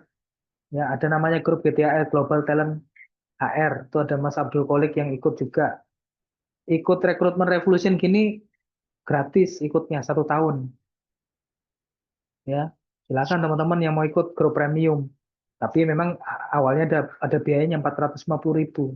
Enak tuh 450.000 dapat e-book banyak, bisa diskusi, bisa konsultasi, training bisa lebih dari 12 kali dalam 1 tahun. Lebih loh dari 12 kali. Ya, cuman 450.000. Murah kan? Ya jangan terus kemudian semuanya minta gratis. Ya saya itu mau menggratiskan yang saya mau untuk kasih teman-teman gratis, tapi nggak terus kemudian semuanya minta digratisi ya. Jangan.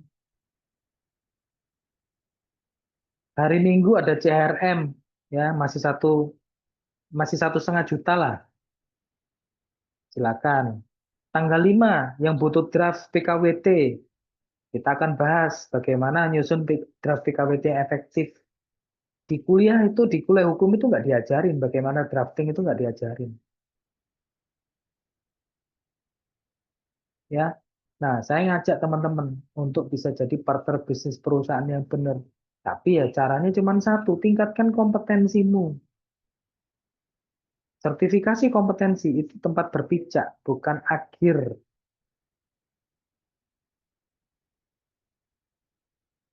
Ya. Oke, sampai di sini ada pertanyaan. Silakan yang mau absen bisa absen untuk bisa mendapatkan sertifikat. Ya, materi nanti saya share aja di grup deh ya. Silakan. Yang mau tanya silakan bisa resign sambil ngisi ya, buka apa namanya browsernya gitu ya, ditulis SID/presensi sharing HR ya. Silakan diisi semuanya. Nanti saya kirim ke email masing-masing lah ya untuk sertifikatnya ya, karena nggak semuanya dalam satu grup kan ya. Kalau satu grup enak tinggal di drop di grup. Nanti saya attachkan ke ini aja, saya kirim ke email ya. Saya kasih linknya. Silakan yang mau tanya. Lumayan ya,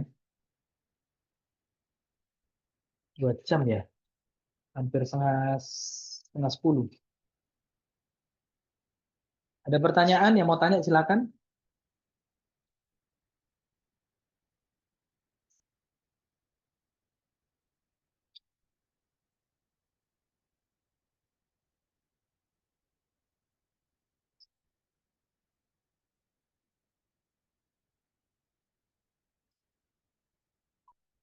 Nggak ada.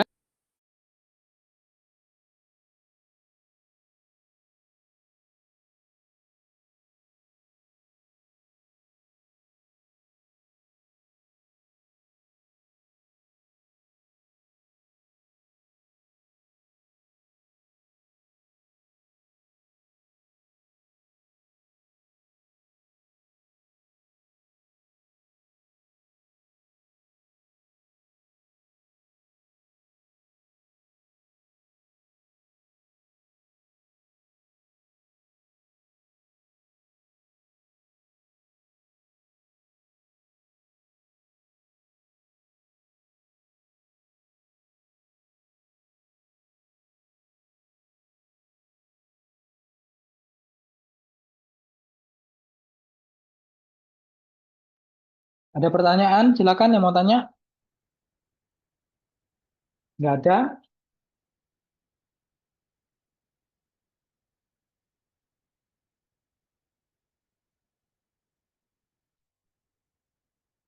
Yakin nggak ada?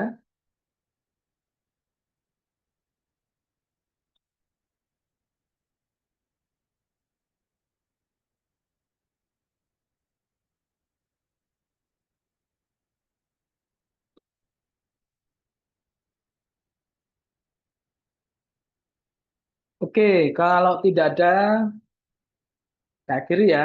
Terima kasih atas partisipasi teman-teman ya. Semoga mendapat pencerahan, ya, bisa diimplementasikan. Teman-teman bisa dihargai di perusahaan, bisa didengar, ya. Tapi memang butuh perubahan radikal, ya. Prosesnya nggak mudah. Teman-teman yang harus berubah, bukan perusahaan yang harus berubah, tapi teman-teman lagi yang harus merubah diri sehingga bisa dihargai, ya. Oke, mungkin itu aja ya. Terima kasih partisipasinya. Sampai ketemu next time. Selamat malam ya. Sukses semuanya ya. Oke,